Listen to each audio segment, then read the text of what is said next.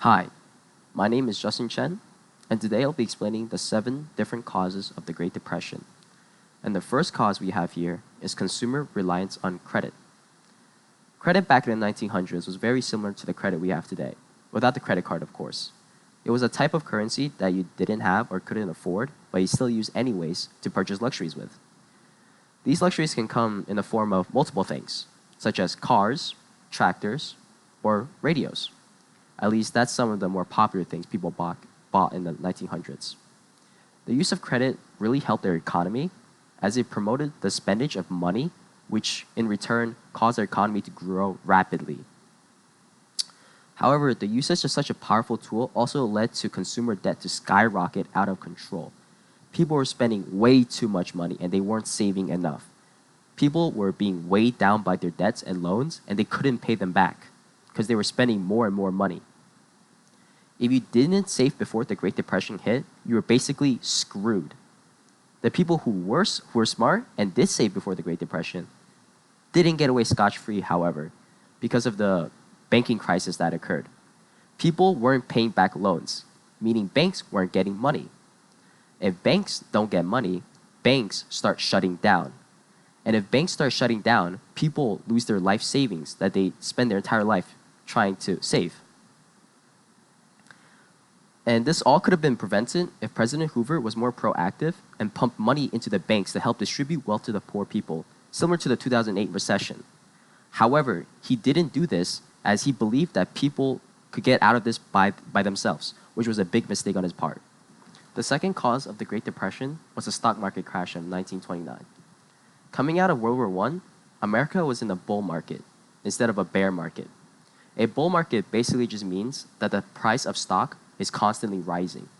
Millions of dollars was invested in the stock market, which made the crash even more devastating to the economy. The stock market crash occurred on the month of October, during the 24th to 29th. October 24th was dubbed Black Thursday, and October 29th was dubbed Black Tuesday. On Black Thursday, there was a dip in the stock market which caused people to sell more stock than normal, which caused a major panic and stock to decrease in value further. The New York Stock Exchange officially collapsed on Black Tuesday and recorded $206 billion in 2019 money was lost. What's even worse was that people were margin buying, which led to even more debt. Margin buying is when people buy stocks with credit instead of cash, because they can't afford them in cash. Coming out of World War I, we were still in a war economy, meaning our farms and factories were producing goods as efficiently as possible. Our surplus of goods was increasing massively, and soon we were producing more food than we can consume.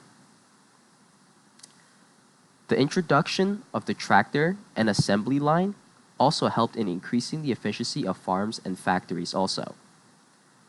The more goods we produced, the more watered down the value of our products were, which led to the loss of money.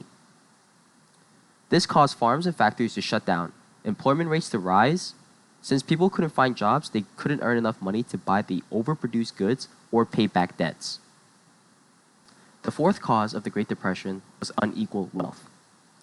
Majority of the wealth in America was controlled by the top 6%, while the rest were suffering from depression. This massive gap in wealth meant that the lower classes didn't have the buying power needed or necessary in order to help reboot the economy by purchasing the excess produced goods, as the rich only bought what they needed and no more than that. The income gap in America was only bridged by credit, and we all know how that worked out.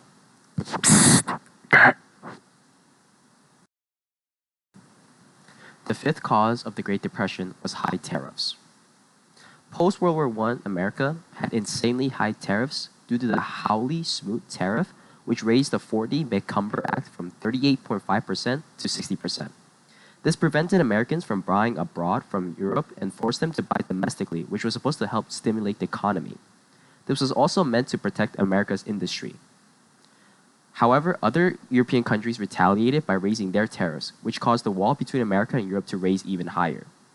This stopped trade between America and Europe, which benefited no one, as America continued to increase their stockpile because they were producing more than would be consumed. This also made it harder for France and Britain to pay back their debts to America after World War I. The sixth cause of the Great Depression was global debt. After World War I, the losers, aka Germany, had to pay the winners, France and Britain, a lot of money in reparations, and they were indebted to America. In order to better the world economy, the sly foxes at Wall Street drew up the Dawes Plan. The plan was to invest in Germany so they could build up their economy and eventually pay back France and Britain, who then would repay the US. However, this plan failed because of the stock market crash.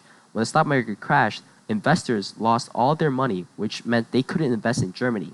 Therefore, they couldn't pay back Britain and France, which then they suffered because they couldn't afford American goods due to the high tariffs. In return, we suffered. The seventh and final cause of the Great Depression is the business cycle. The business cycle refers to the ups and downs of the economy. When business is good, it's expanding. Production is increasing and workers are hired, and when overproduction occurs, it contracts. Production retracts and workers are laid off. The Roaring Twenties is an example of expansion, while the Great Depression is an example of contraction. During the Great Depression, unemployment rates reached 25%, which meant 25% of Americans weren't working, which meant they couldn't earn enough money to pay back debts or buy common necessities such as food. This also led to shantytowns or Hoovervilles, which is just a collection of homeless people making homes out of anything. To give you a rough idea of how hard the Depression hit, the GDP before the Depression was $103 billion, and at the peak of the Depression, it went down to as low as $53 billion. It dropped by half. Thanks for watching. And this is why we should have switched over to communism.